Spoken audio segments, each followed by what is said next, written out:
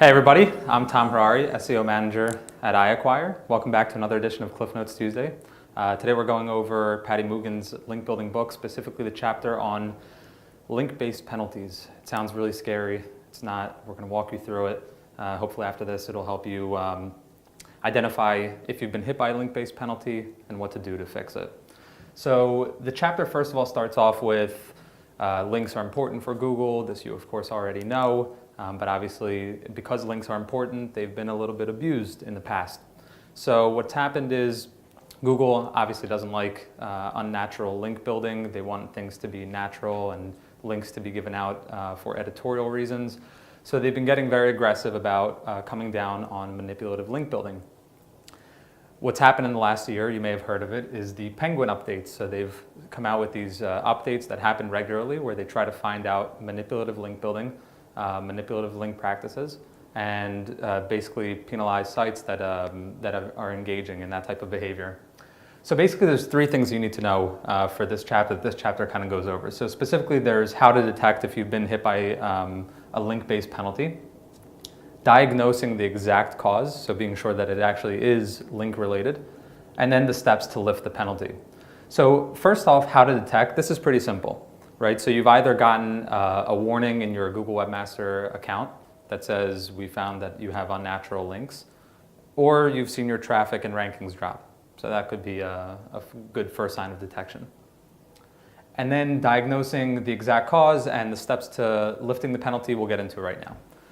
So Patty lays out 9 steps specifically that we'll go over one by one. The whiteboard here is not going to do justice to the chapter. It's very screenshot heavy, the specific chapter. It goes through specifically different types of Excel things that you can do. So definitely check out the chapter itself. But I'll give you a good highlight of kind of what to expect.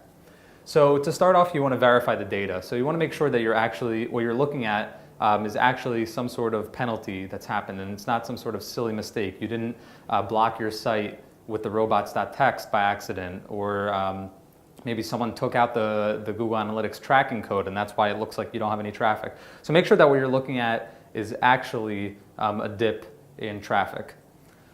The next thing you want to look for is patterns, right? So seasonality is one thing, right? But if you're familiar with what type of traffic you're supposed to be getting or what you've consistently been getting, you want to look for either a dip in the number of keywords that are getting traffic from organic search or the number of pages that are getting traffic from organic search.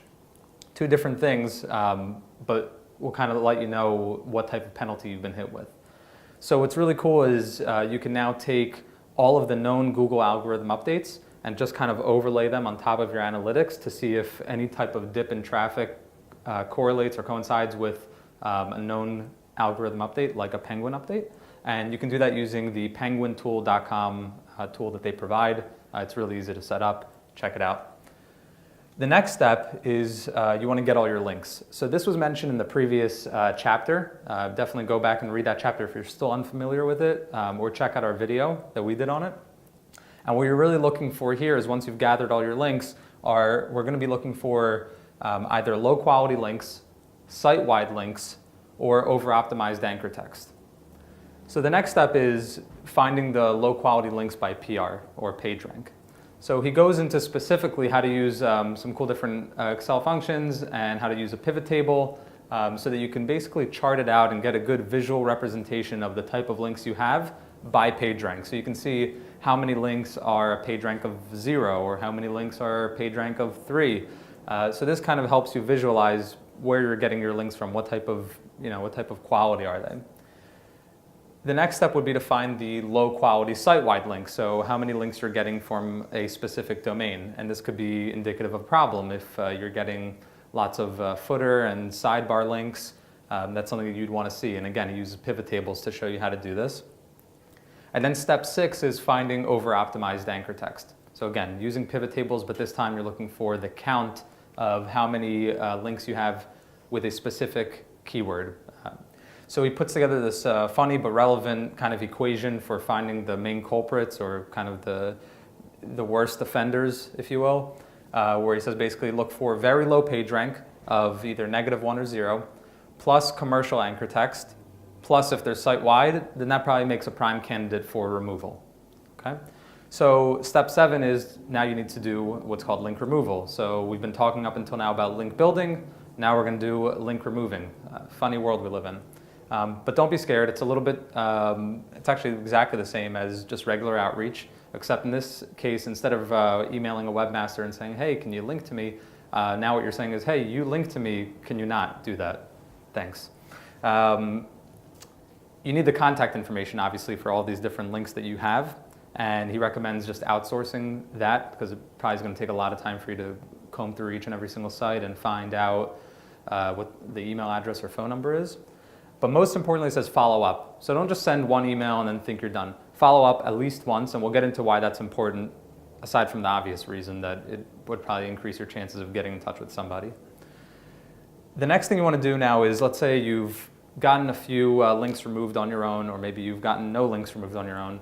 All of the remainders that you were unsuccessful in getting removed, you want to use Google's disavow tool. And what you can do there is just basically submit all of your links and then say, you know, I disavow these links and I don't want them to count against me, and you know, just disassociate my site from these links. If that still doesn't work, then the last step, step 9, is the reconsideration request, where you're essentially reaching out to Google and saying, please, please, please, can you forgive me? You know we did some wrong in the past. And it's really important to admit your wrongdoing. Just be very open and honest about what type of link building practice you've done in the past. If you use an outsourcer, if you use an agency, Patty assumes that Google will probably know everything, and so you might as well just be forthright about it.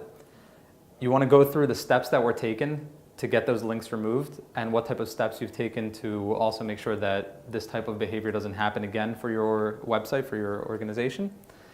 And then he says to also link to any supporting documents you have. So maybe you created like a Google Docs spreadsheet to track all of the different webmasters you've contacted, and this is where showing them that you followed up more than once would show that you were pretty persistent and you still were unable to get those links removed. So a lot to handle here.